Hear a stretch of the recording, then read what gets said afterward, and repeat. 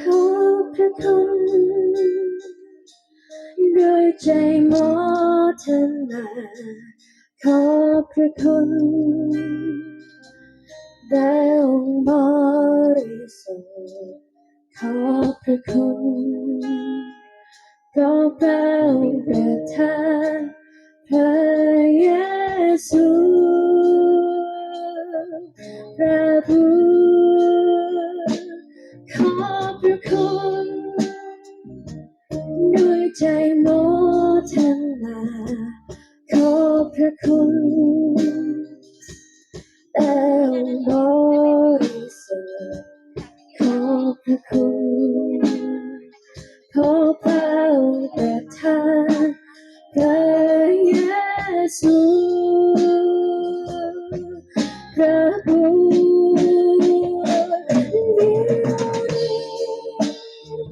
ให้ผู้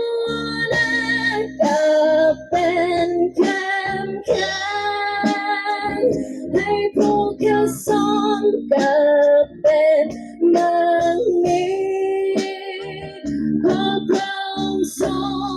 งกระทำสิ่งดี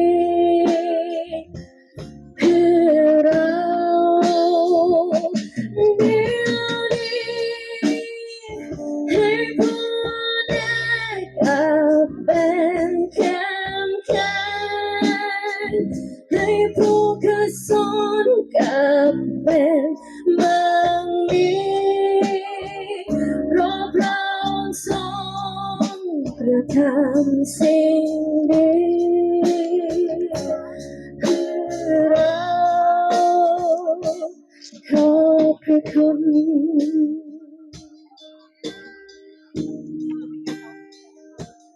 ขอบพระคุณ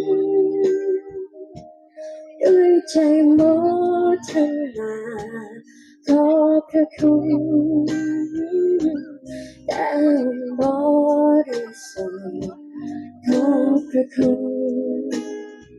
เพราะพระองค์ประทานพระเยซู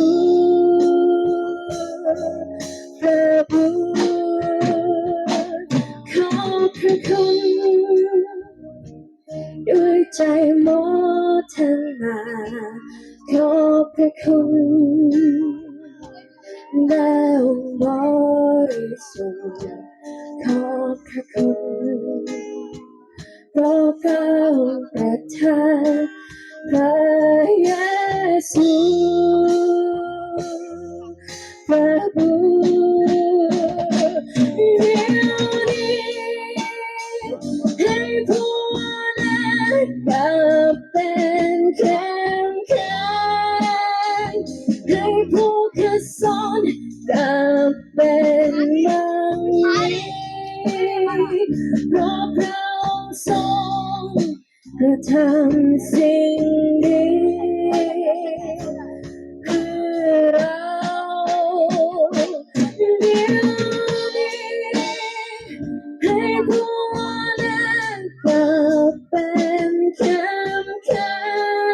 งให้ผู้เข้าสอนกลับเป็นมังมีเพราะพระองค์ทรงกระทำสิ่งดีเพื่อเราขอบพระคุณ